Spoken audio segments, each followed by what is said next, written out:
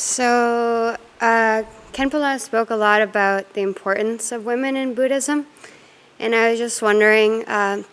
does he think that there are still inequalities nonetheless, regardless of the importance of women? Are there still inequalities, and is it important to address those inequalities so that the tradition can adapt to the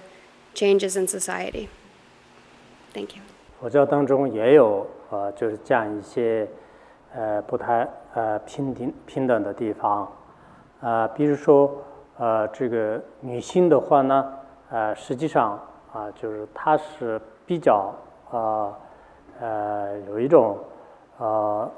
对这个关心家庭和关心在自己的家人方面呢，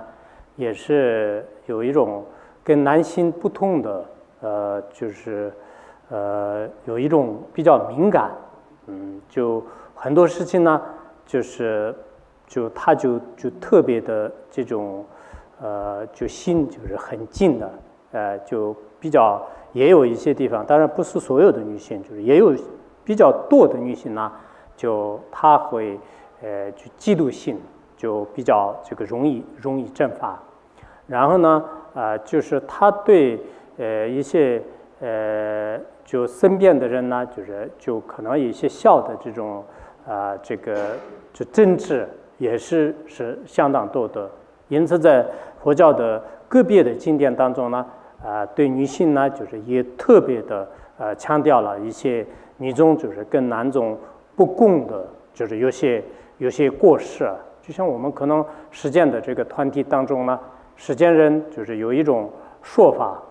就是说女人在哪里呢，就是有可能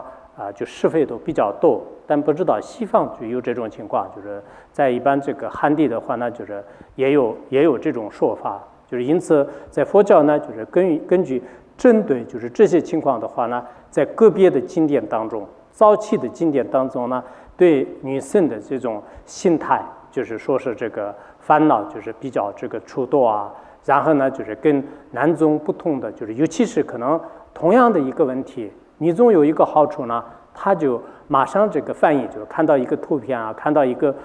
这个可怜的人呢，就是他马上升起一种悲悯自信，就是这是他的这个优点。但是也有不太好的地方呢，就男人就比较就是大方，就是他就不是很快就，而女众是相当感性的，然后很快的时间当中，他把很小的问题呢就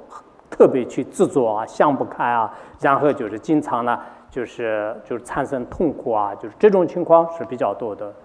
So for this question, there are some differences between men and women in Buddhism, which is described in sutras. And I think just now I mentioned that like women have very different views, and they are very sensitive and very careful about their family and family members. But at the same time, a lot of women, not every woman, but a lot of women, they are so easily get stressed out, and they are a little bit easier to get a jealousy, and there are like a lot of small conflicts among women. And in some of the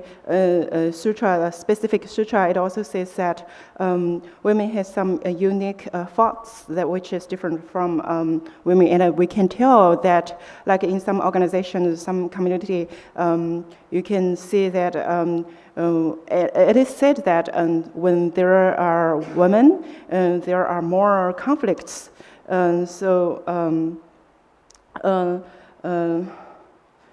But I don't know, but I'm not sure if this is also can be applied in Western countries. And what is described in sutras is that women has more or stronger afflictive emotions, but at the same time, it's also because they are very sensitive. So when they see some pictures, when they see some poor people, they can have compassion immediately and arise in their mind. So men is more tolerant and women is more emotional, and sometimes women get so attached to some small things. That is what described in sutras. 刚才他的问题呢，就是说有些人就是讲佛教里面举个别的这个插图当中呢，情景的插图当中，没有这个女性，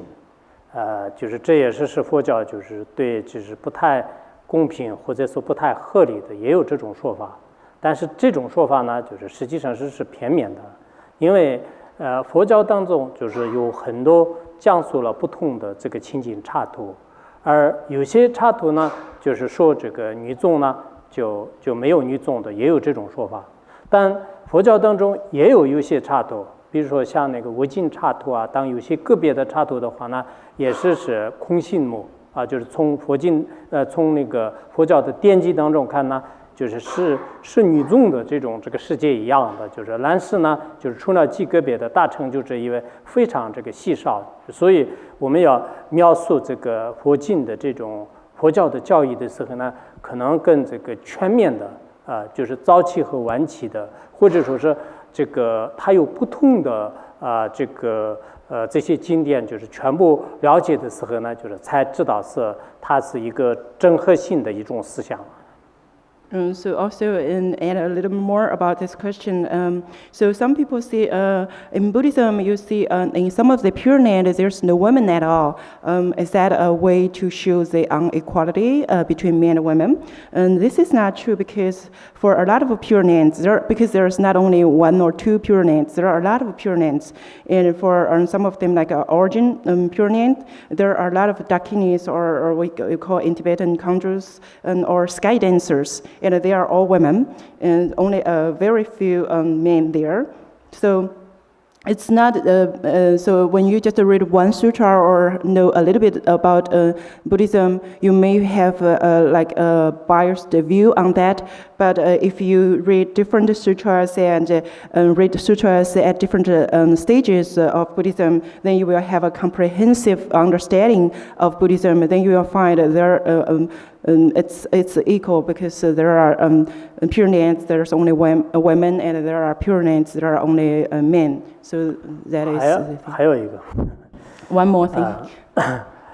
现在他们有些人说佛教的个别的一些男众出家人的道场女众不能进，这是对女众不公平这种说法，但我不这么认为的。是有些女众的道场当中呢，我们在汉地可能在国外也是这样的，女众的出家的道场当中呢，就不能就是去男众，就是也有这种情况。包括我们实践当中呢，有些女子学校呢，就男子这个不能去的。包括我去一些监狱讲课的时候呢，有一些男子监狱当中呢，就是女士不能进的。女士监狱当中的话呢，我们除了个别人以外，就是一般男士不能进的。所以我们整个这个世界的话呢，就是有很多不同的这个状况，但这些不同的状况呢，不能就是代表就是所有整体的思想。And so, one more thing I want to add is that so some people say, oh, for a monastery which there are only monks, women are not allowed to enter their monastery. But it's also true that for the monasteries there are only nuns, men were also not permitted to go into. So that's also equal. And I think it's also similar to the phenomena that in this world we have boys' school and girls' school. So that's the similar thing. And also when I went to give talks in prisons, and I noticed there are some prisons only women there, and there are prisons only men there. So I think that is just different things that we all do in different circumstances. And this does not really indicate some inequality of men and women.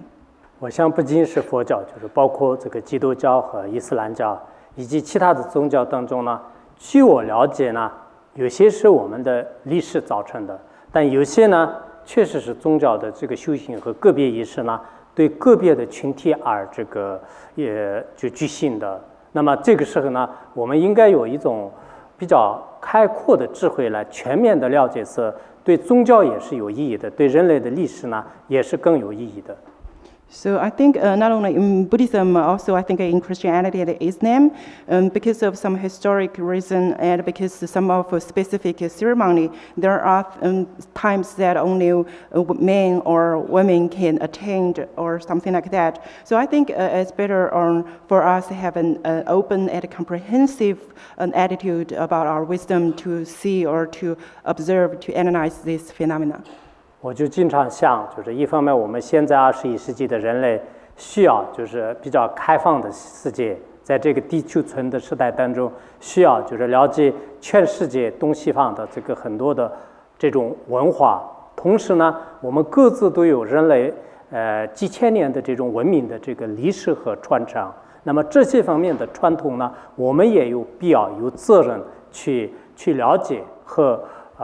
护持它，因为我们在座的人是这个时代的，我们的手里有一些人物，前一代人们就是传下来的很多的传统呢，拿到我们的手里。如果我们没有传下去，我们一味的追求现代的文化和科技知识的话，很有可能我们人类的历史呢，到了我们这个时代的时候已经断层了。那这样的话，我们每一个人都成了历史的罪人。